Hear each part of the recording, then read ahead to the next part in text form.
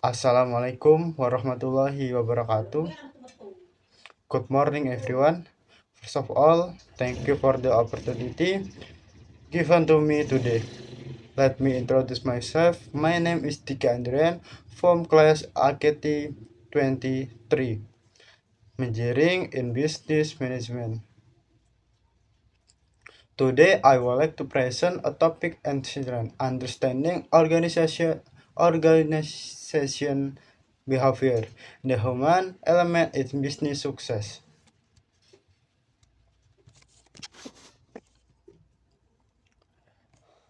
Nah, baik teman-teman, karena topik ini penting, karena dalam sebuah organisasi, keberhasilan tidak hanya ditemukan dalam sistem atau teknologi, tapi justru oleh manusianya yang ada di dalamnya. What is organization? What is organizational behavior?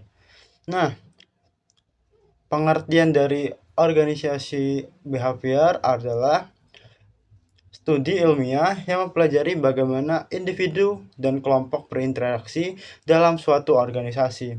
Nah, tujuannya itu penting. Yang pertama, yaitu untuk memahami apa yang mempengaruhi. Pertama itu kinerja, kepuasan kerja, dan inovasi. Organisasi behavior ini atau OB ini bersifat multidisiplin karena menggabungkan beberapa ilmu seperti psikologi, sosiologi, antropologi, dan ilmu manajemen.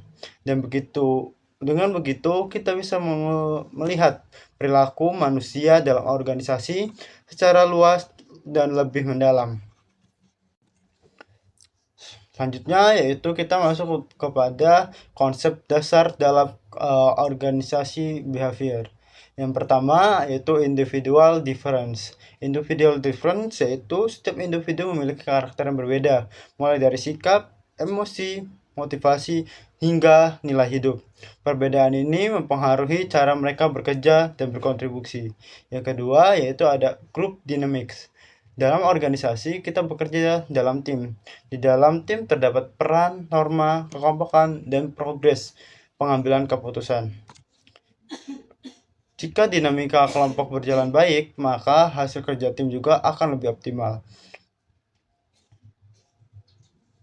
Nah, selanjutnya kita masuk ke dalam motivation theories. Contohnya seperti teori Maslow dan Heisenberg yang menjelaskan bahwa motivasi tidak hanya berasal dari uang, tapi juga dari kebutuhan psikologi seperti penghargaan, aktualisasi diri. Kemudian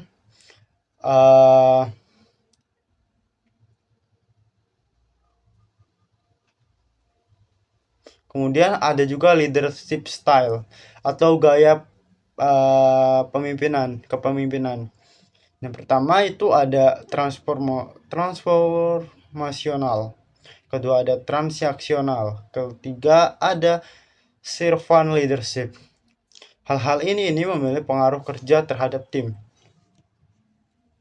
Terakhir ada konsep Hawthorne effect, yaitu ketika seorang bekerja lebih baik karena merasa diperhatikan. Ini merujuk kepada bahwa perhatian dan pengakuan sangat penting dalam meningkatkan kinerja. Jadi kesimpulannya yaitu memahami perilaku manusia dalam organisasi adalah sebuah kunci untuk menciptakan lingkungan kerja yang produktif dan sukses. Nah, mungkin hanya itu saja yang saya dapat sampaikan mengenai materi ini. Kurang dan lebihnya saya mohon maaf.